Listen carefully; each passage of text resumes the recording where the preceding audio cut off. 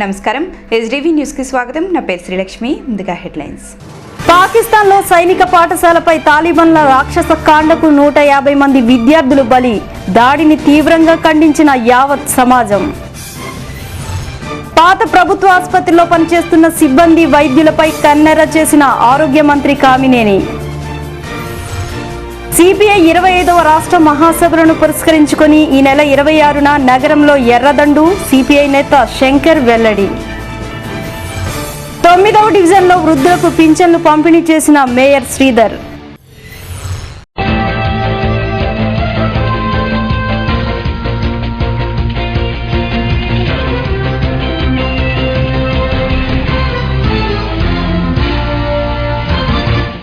మాటల కందని మహాఘోరం. ప్రపంచంలోనే కని విని ఎరుగని రాక్షసకాండ కిరాతకులకు మారుపేరైన తాలిబాన్లు మరోసారి రెచ్చిపోయారు. ఈసారి అన్నింపున్నో ఎరుగని సరస్వతీ పుత్రులపైకి తుపాకులు ఎక్కుపెట్టారు. 132 మంది విద్యార్థుల మృతుల సంఘటనను ప్రజలు జీర్ణించుకోలేకపోతున్నారు. పాకిస్తాన్లోని పెషావర్లో ఉన్న ఓ సైనిక పాఠశాలపై తాలిబాన్లు దాడి చేసి చిన్నారులను పొట్టన పెట్టుకున్నారు. గదులన్నీ గాలిస్తూ పిల్లలను వెతికి మరీ మట్టుపెట్టారు. అప్పటిదాకా పసివాళ్ల కేరింతలతో మారుమోగిన పాఠశాలంతా కాసేపటికే వారి ఆక్రందనలతో ఆర్తనాదాలతో మారుమోగింది. చేతుల్లోని పుస్తకాలన్నీ రక్తసిక్తమయ్యాయి. బడి దుస్తులు ఎర్రబారిపోయాయి. విగత జీవులైన విద్యార్థులతో ఆ విద్యావనం మరో మరుభూమిలా మారిపోయింది. సభ్య సమాజం నివ్వెరపోయింది. అంతర్జాతీయ సమాజం ఆక్రందించింది. మాటల కందని ఈ మహా విషాదానికి ఖండాలకతీతంగా దేశాలన్నీ విచారితమయ్యాయి. ఈ దారుణ మారణకాండలో బలైన విద్యార్థులకు ఎస్డీవీ న్యూస్ శ్రద్ధాంజలి ఘటిస్తుంది.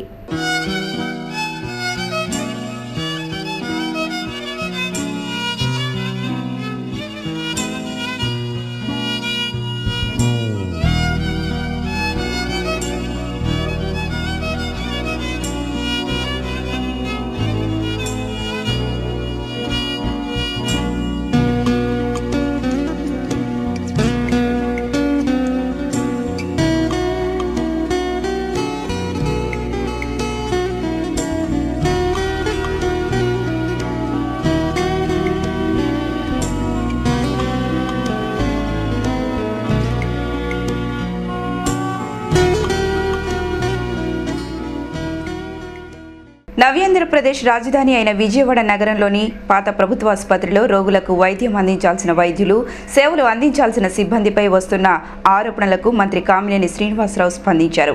అవినీతి మరకలు అంటుకున్న సిబ్బంది, వైద్యులపై కఠిన చర్యలు తీసుకోవడం జరుగుతుందని అన్నారు. 5 జిల్లాలకు చెందిన ప్రజలు వివిధ రకాల చికిత్స కోసం, నిరుపేదలు, మధ్యతరగతి ప్రజలు ప్రభుత్వ ఆసుపత్రిలో వైద్యం కోసం వస్తున్న రోగుల నుంచి అవినీతి జలగల్లా డబ్బులు వసూలు చేయడమే కాకుండా రోగులకు వైద్యం అందించడం లేదని వస్తున్న ఆరోపణలకు ఆరోగ్య మంత్రి కామినేని శ్రీనివాసరావు స్పందించి ఈరోజు పాత ప్రభుత్వ ఆసుపత్రిని తనిఖీ చేశారు. పాత భవనాలను పూర్తిగా పరిశీలించి రోగుల సమస్యలను అడిగి తెలుసుకున్నారు. పలువురు రోగులు మంత్రి కామినేని ముందు వారి బాధలను చెప్పుకున్నారు. ఈ సందర్భంగా మంత్రి కామినేని శ్రీనివాస్ మాట్లాడుతూ ఈరోజు పాత ప్రభుత్వ ఆసుపత్రిలో రోగులకు వైద్యం అందించే డాక్టర్స్ సకాలంలో ఆసుపత్రికి రాకపోవడంతో 13 మంది వైద్యులకు మెమో జారీ చేశామని అన్నారు. తానే స్వయంగా రంగంలోకి దిగి పాత ప్రభుత్వ ఆసుపత్రికి వైద్యం చేస్తానని హెచ్చరించారు. రాష్ట్ర ముఖ్యమంత్రి చంద్రబాబు నాయుడు ఆదేశాల మేరకు రోగులకు మెరుగైన వైద్య సేవలు అందిస్తున్నామని ఆయన చెప్పారు. ఈ పరిస్థితి బాగోలేదు అని నేను సీఎం గారు కూడా ఇది తప్పు, ఇది మార్చాలి అని ఇక డాక్టర్ల కాళ్ళకి చెప్పాం. ఇవాళ ఏమన్నా మార్పు వచ్చిందని 10:15 వచ్చి చూస్తే దాదాపు 13 మంది డాక్టర్లు 10:15 కూడా ఎవరు వచ్చి సంతకాలు కూడా పెట్టలేదు. దీనికి నిజంగా ఇది ఊరు మధ్యలో ఉన్న హాస్పిటల్, తర్వాత కొత్త హాస్పిటల్ పెట్టి ఊరు బయటికి వెళ్ళారు. ఇవాళ పరిస్థితి ప్రతి దానికి నిజమేంటో కనుక్కోవాలి. ప్రతి దానికి లోనకి వెళ్తానే డబ్బులు ఇవ్వాలి, రక్త పరీక్ష డబ్బులు ఇవ్వాలి. మరి వాళ్ళు జీతాలు తీసుకోవట్లేదు ఏంటో నాకు తెలవట్లేదు. తప్పకుండా దీని మీద ఒక ఎంక్వైరీ చేసి ఇమీడియట్గా ఇక్కడ హూ ఆర్ ఆల్ రెస్పాన్సిబుల్ ఆ రాని డాక్టర్లందరికీ ఛార్జ్ మెమో ఇచ్చామన్నా వాళ్ళని ఇక్కడ ఉంచే ప్రసక్తి లేదు. అలాగే మిగిలిన వాటి మీద అన్నిటి మీద కూడా చర్య తీసుకున్నాం. 13 మంది డాక్టర్. సో అంటే అందులో క్యాజువల్ లీవ్ ఎవరైనా ఉన్నారేమో నాకు తెలవదు. 9 గంటలకు సార్ ముఖ్యంగా పాత గవర్నమెంట్ హాస్పిటల్లో రూపాయలు లేనిదే లోనకు రావడం, రూపాయలు లేనిదే బయటకు వెళ్ళడం లేదు. దీని మీద సీరియస్గా మీ ప్రభుత్వం ఎలాంటి చర్యలు తీసుకుంటుంది? వాళ్ళకి ప్రభుత్వం జీతం ఇస్తుంది. అయినా కూడా ఇదొక అలవాటు, అది హక్కు కింద ఏర్పడింది. దానికి ఎన్నిసార్లు చెప్పినా ఇంటలేదు.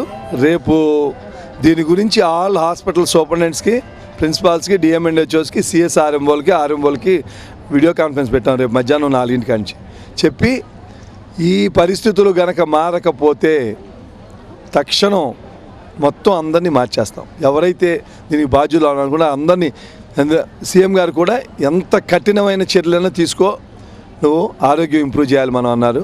అందుకని ఈ హాస్పిటల్ కానీ అన్ని మెయిన్ రేపు ఏరియా హాస్పిటల్ సూపరింటెండెంట్ కూడా రమ్మన్నాం. ఏరియా హాస్పిటల్, డిస్ట్రిక్ట్ హాస్పిటల్స్, ఈ హాస్పిటల్ అందరినీ పిలిచి రేపు వీడియో కాన్ఫరెన్స్ పెట్టి ఏమేం చేయాలో చెప్పి చాలా గట్టి చర్యలు తీసుకోదలుచుకున్నాం. ఆంధ్రప్రదేశ్లో భారత కమ్యూనిస్టు పార్టీని మరింతగా బలోపేతం చేయడం కోసం సిపిఐ రాష్ట్ర 25వ మహాసభలను విజయవాడలో నిర్వహిస్తుందని సిపిఐ నగర కార్యదర్శి ధోనిపూడి శంకర్ చెప్పారు. మహాసభలను పురస్కరించుకొని ఈ నెల 26వ తేదీన నగరంలో ఎర్రదండు మార్చ్ ఫాస్ట్ నిర్వహిస్తామని తెలిపారు. నగరంలోని హనుమాన్పేట దాసరి నాగభూషణం భవనంలో సిపిఐ నగర కార్యాలయంలో ఏర్పాటు చేసిన విలేకరుల సమావేశంలో సిపిఐ నగర కార్యదర్శి శంకర్ మాట్లాడుతూ, ఉద్యమాలకు పురిటిగడ్డగా పేరుగాంచిన విజయవాడ నగరంలో మార్చి 3, 4, 5 తేదీల్లో నగరంలో జరగనున్న సిపిఐ 25వ రాష్ట్ర మహాసభలకు ఒక ప్రత్యేకత ఉందని చెప్పారు. విజయవాడ నగరంలో సిపిఐ పార్టీ అసాంఘిక శక్తులను ఎదుర్కొని నగర ప్రజలకు సిపిఐ రక్షణగా నిలిచి నగరాభివృద్ధికి బంగారు బాట వేస్తుందని ఆయన చెప్పారు. మార్చి 3, 4, 5 తేదీల్లో విజయవాడ నగరం ఆతిథ్యం ఇవ్వబోతున్నటువంటి సందర్భంలో ఈ మహాసభల గౌరవార్థం, మహాసభల జయప్రదాన్ని కోరుతూ విజయవాడ నగర కమ్యూనిస్టు సమితి ఆధ్వర్యాన వందలాది మంది ఎర్రషర్టు వాలంటీర్లతోటి కవాతు చేయబోతున్నాం. 26వ తారీఖు ఉదయం నిండి హోటల్ సెంటర్లో ముగుస్తుంది. రాష్ట్ర పార్టీ నాయకత్వం, ముఖ్యంగా విజయవాడ నగర కమ్యూనిస్టు ఉద్యమం పార్టీ ఆవిర్భావ కాలం నుంచి నగరంలో అనేక ప్రజా ఉద్యమాలు, అసాంఘిక శక్తులకు వ్యతిరేకంగా సామాజిక ఉద్యమాల నిర్వహణలో 3 దశాబ్దాల పాటు మున్సిపల్ కార్పొరేషన్లో నగరానికి అభివృద్ధికి బాటలు వేసినటువంటి చరిత్ర, 32 మంది అమరవీరుల్ని త్యాగం చేసినటువంటి చరిత్ర విజయవాడ నగరంలో కమ్యూనిస్ట్ పార్టీకి ఉన్నది. అటువంటి విశిష్టత కలిగినటువంటి వామపక్ష అతివాద ప్రజాతంత్ర ఉద్యమాలకు నిలమైనటువంటి విజయవాడ నగరంలో రాష్ట్ర పార్టీ మహాసభలు జరుగుతున్నటువంటి సందర్భంగా ఆ మహాసభల గౌరవార్థం జయప్రదాన్ని కాంక్షిస్తూ విజయవాడ నగరంలో జరుగుతున్నటువంటి ఈ మార్చి ఫాస్ట్లో యువకులు, మహిళలు, పార్టీ కార్యకర్తలు కేవలం రెడ్ షర్ట్స్, ఎర్ర సారీస్ ఉన్నవారు మాత్రమే పాల్గొంటారు. పింఛన్లు పెంచుతానని ముఖ్యమంత్రి చంద్రబాబు ఇచ్చిన మాట నిలబెట్టుకున్నాడని మేయర్ కోనేరు శ్రీధర్ అన్నారు. అనర్హులందరినీ జాబితాలో నుంచి తొలగించి అర్హులకు తప్పకుండా పింఛన్లు అందిస్తామని చెప్పారు.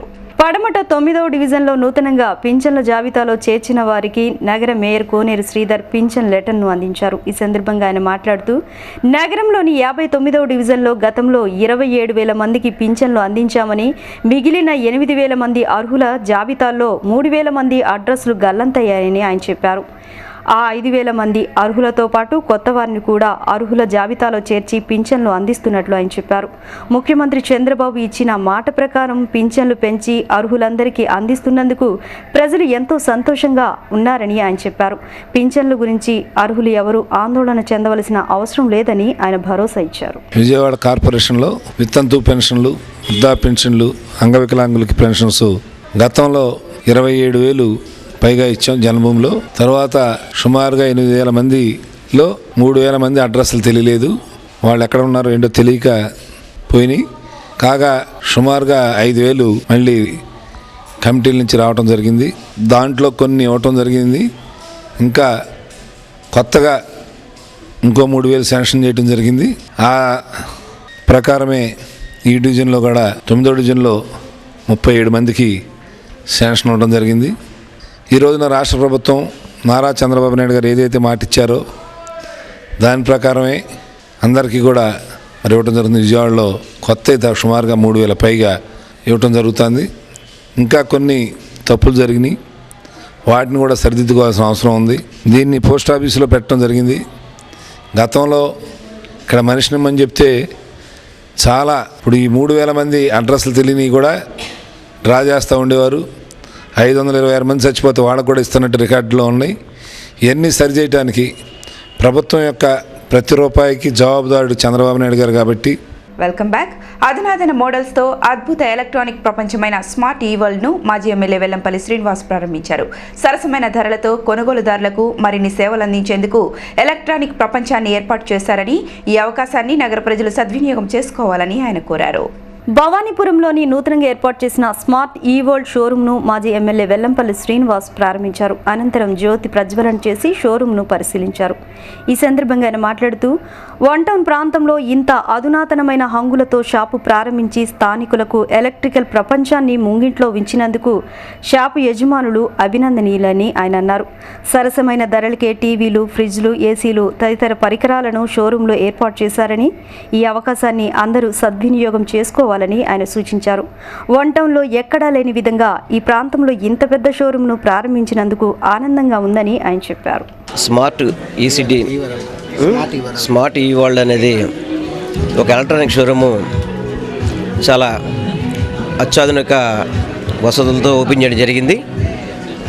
ఇంతకుముందు కూడా వాళ్ళది ఈ రోడ్లోనే ఏసీ జోన్ అని చెప్పని కూడా ఒక ఇన్నేళ్ళు అనేది 2 ఏళ్ల క్రితం స్థాపించడం జరిగింది.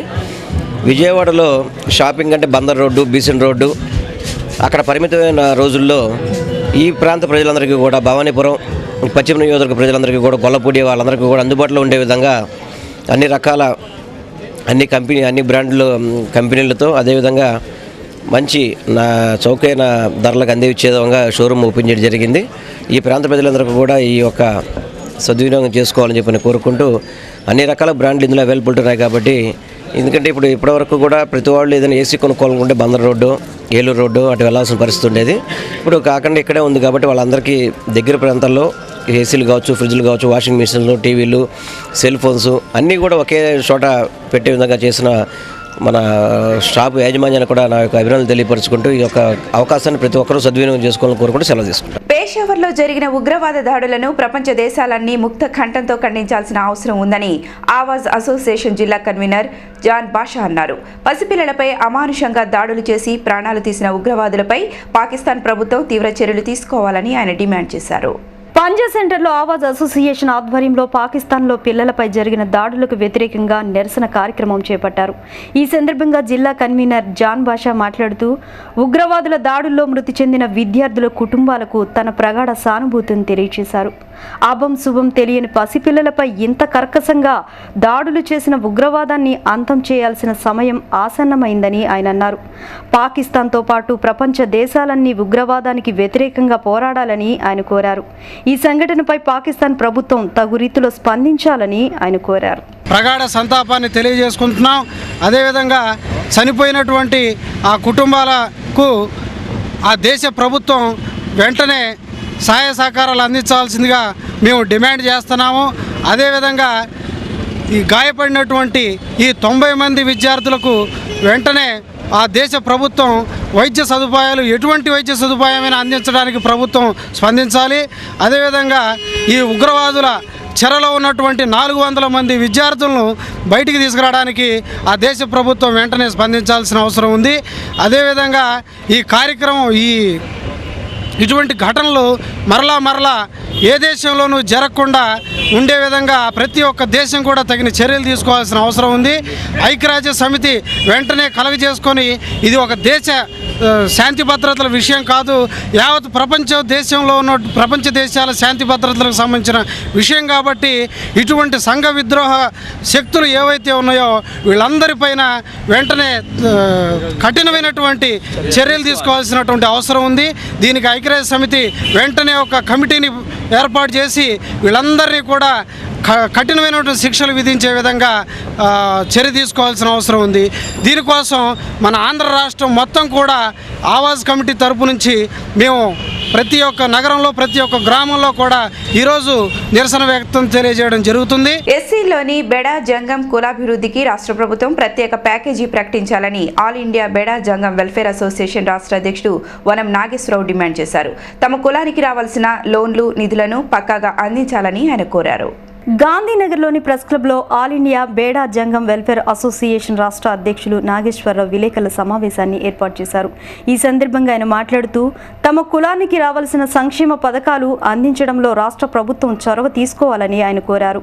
తమ కులాభివృద్ధికి వచ్చిన నిధులను చిత్తశుద్ధితో ఖర్చు పెట్టాలని ప్రభుత్వానికి ఆయన సూచించారు. ప్రత్యేకంగా 10 సంవత్సరాల పాటు ప్యాకేజీ ఇవ్వాలని ఆయన అన్నారు. ఎస్సీ లోన్లు, నివాస స్థలాలు ఇచ్చి తమను ఆదుకోవాలని ఆయన కోరారు. రాజధాని నిర్మాణంతో పాటు తమ కులస్తుల సంక్షేమంపై కూడా ప్రభుత్వం దృష్టి పెట్టాలని ఆయన కోరారు. మాకు గత కేంద్ర రాష్ట్ర ప్రభుత్వాలు హెల్ప్ చేస్తూ వచ్చినాయి. అదే పొజిషన్లో ఇప్పుడు కూడా కేంద్ర రాష్ట్ర ప్రభుత్వాలు మాకు అన్ని విధాలు సహకరించాలని చెప్పేసి రేపు అసెంబ్లీలో ఈ బేడా బుడ్గ జంగం షెడ్యూల్డ్ కులం వారిది మరి ఆంధ్రప్రదేశ్లో నివసిస్తున్న తెలంగాణ నుంచి వచ్చి ఆంధ్రప్రదేశ్లో 50 ఏళ్ల మట్టి నివస్థానం చేస్తూ ఉన్నాము. ఈ తెలంగాణ నుంచి వచ్చిన ఈ బేడా బుడ్గ జంగం కులస్తులు మొత్తానికి ఆంధ్రప్రదేశ్లో ఉన్న వాళ్ళందరికీ కూడా మరి ముఖ్యమంత్రి, ఈ రాష్ట్ర ముఖ్యమంత్రి, అధికారంలో ఉన్నవారు, ప్రతిపక్షంలో ఉన్నవారందరూ కూడా మరి ఈ ఆంధ్రప్రదేశ్లో నివసిస్తున్న బేడా బుడ్గ జంగం షెడ్యూల్డ్ కులం వారికి కేంద్ర రాష్ట్ర ప్రభుత్వం నుంచి అందుతున్న సంక్షేమ పథకాలు, ఎస్ఎస్టీ సబ్ ప్లాన్లో వీళ్ళకి అభివృద్ధి కార్యక్రమాలు, ఆ సబ్ ప్లాన్లో కూడా వీళ్ళకి పథకాలు అందేటట్లుగా చేయాలని చెప్పేసి మా ముఖ్య డిమాండు. అదే కాకుండా రెండోది ఏంటంటే ఆంధ్రప్రదేశ్లో ఉన్న ఈ బేడా బుడ్గ జంగం షెడ్యూల్డ్ కులం వారికి ప్రత్యేక 10 సంవత్సరాల ప్యాకేజ్ ఇవ్వాలని విభజన బిల్లులో చేర్చి కేంద్రానికి పంపించి ముఖ్యమంత్రి గారు ఈ నిర్ణయం తీసుకోవాలి. విభజన బిల్లులో చేర్చి రేపు అసెంబ్లీలో తీర్మానం చేసి కేంద్రానికి పంపించి 10 సంవత్సరాలు ఈ షెడ్యూల్డ్ కులాలైన బేడా బుడ్గ జంగం ఆంధ్రప్రదేశ్లో నివసించే వారికి ప్రత్యేక ప్యాకేజ్ ఇచ్చి మరి డాక్రా మహిళలకి చేతి వృత్తులు ప్రోత్సహిస్తూ మరి ఎన్నున్న యువకులకి లోన్లు ఇప్పిస్తూ మరి నివేశ స్థలం లేని వారికి నివేశ స్థలంలో ఇచ్చి దాంట్లో ఇల్లు కట్టిస్తూ అధికారంలో ఉన్న కేంద్ర రాష్ట్ర ప్రభుత్వాల ఆదేశాల మేరకు రవాణా శాఖ అధికారులు రంగంలోకి దిగారు. నగరంలోని 5 పెట్రోల్ బంకుల ద్వారా వాహనదారుల ఆధార్ సీడింగ్ నమోదు ప్రక్రియను జిల్లా రవాణా శాఖ కమిషనర్ వెంకటేశ్వరరావు చేపట్టారు. ఆధార్, లైసెన్స్, వాహనానికి సంబంధించిన పత్రాలు ఉంటేనే పెట్రోల్, డీజిల్ అందుతుందని కమిషనర్ వెంకటేశ్వరరావు చెప్పారు. నగరంలోని పలు పెట్రోల్ బంకుల నుండి పెట్రోల్, డీజిల్ పొందే వాహనదారులు వారి ఆధార్ కార్డులతో పాటు లైసెన్స్, వాహన రిజిస్ట్రేషన్ పత్రాలు ఆర్టీఏ మెప్మా అధికారులకు ఇవ్వని పక్షంలో పెట్రోల్, డీజిల్ వాహనదారులకు అందుబాటులో ఉండవని ఆర్టీఏ కమిషనర్ బంకు నిర్వాహకులకు ఆదేశాలు జారీ చేశారు. నగరంలోని బెన్ సర్కిల్ వద్ద ఉన్న ఒక పెట్రోల్ బంక్లో ఈ కార్యక్రమాన్ని కమిషనర్ లాంఛనంగా ప్రారంభించారు. ఈ బంకు వద్ద ఆర్టీఏ మెప్మా అధికారులు ఈ ప్రక్రియలో పాల్గొన్నారు. ఈ సందర్భంగా ఆర్టీఏ కమిషనర్ వెంకటేశ్వరరావు మాట్లాడుతూ రాష్ట్ర ప్రభుత్వం నిర్దేశించిన మార్గదర్శకాల ప్రకారం జిల్లాలో ప్రతి వాహనదారుడి ఆధార్ నెంబర్ సేకరించి కంప్యూటరీకరిస్తామని చెప్పారు. ప్రతి ఒక్కరూ స్వచ్ఛందంగా వాహనదారులు వాహన రిజిస్ట్రేషన్, లైసెన్స్, ఆధార్కు సంబంధించిన పత్రాలను జిరాక్స్ కాపీలు ఇవ్వాలని ఆయన చెప్పారు. ప్రభుత్వ ఆదేశాల ప్రకారము రేపటి నుంచి ఈ ఆధార్ కార్డుల్లో అంటే లింకేజ్ అంతా కూడా పెట్రోల్ బంకుల దగ్గర, డీజిల్ బంకుల దగ్గర చేయాలి అని చెప్పి నిర్ణయించాము. సో ఈ పెట్రోల్ బంకుల దగ్గర, డీజిల్ బంకుల దగ్గర మెప్మా డిపార్ట్మెంట్ వాలంటీర్లు అలాగే మా డిపార్ట్మెంట్ తరఫున సిబ్బంది కలిసి ఈ ఆధార్ నెంబర్లు అనేటువంటివి సేకరిస్తారు. పెట్రోల్ బంకులకు వచ్చేటువంటి వాహన యజమానులందరికీ కూడా మా విన్నపం ఏంటంటే వాళ్ళ ఆధార్ జిరాక్స్, వాళ్ళ లైసెన్స్ జిరాక్స్, వాళ్ళ రిజిస్ట్రేషన్ కార్డు జిరాక్స్ తీసుకురావాల్సిందిగా కోరుతూ ఉన్నాము. వాళ్ళ వివరాలన్నీ కూడా పెట్రోల్ బంకుల దగ్గర ఉండేటువంటి వాలంటీర్లకు ఇవ్వవలసిందిగా కోరుతూ ఉన్నాము. ఇది రేపటి నుంచే జిల్లా వ్యాప్తంగా అన్ని పెట్రోల్ బంకులలో కూడా అమలు జరుగుతుంది. వార్తలు ముగించే ముందు హెడ్లైన్స్ మరొకసారి. పాకిస్తాన్లో సైనిక పాఠశాలపై తాలిబాన్ల రాక్షస కాండకు 150 మంది విద్యార్థులు బలి. దాడిని తీవ్రంగా ఖండించిన యావత్ సమాజం. పాత ప్రభుత్వ ఆసుపత్రిలో పనిచేస్తున్న సిబ్బంది, వైద్యులపై కన్నెర్ర చేసిన ఆరోగ్య మంత్రి కామినేని. సిపిఐ 25వ రాష్ట్ర మహాసభలను పురస్కరించుకొని ఈ నెల 26న నగరంలో ఎర్రదండు, సిపిఐ నేత శంకర్ వెల్లడి. 9వ డివిజన్లో వృద్ధులకు పింఛన్లు పంపిణీ చేసిన మేయర్ శ్రీధర్. ఈ వార్తలు ఇంతటితో సమాప్తం. నమస్కారం.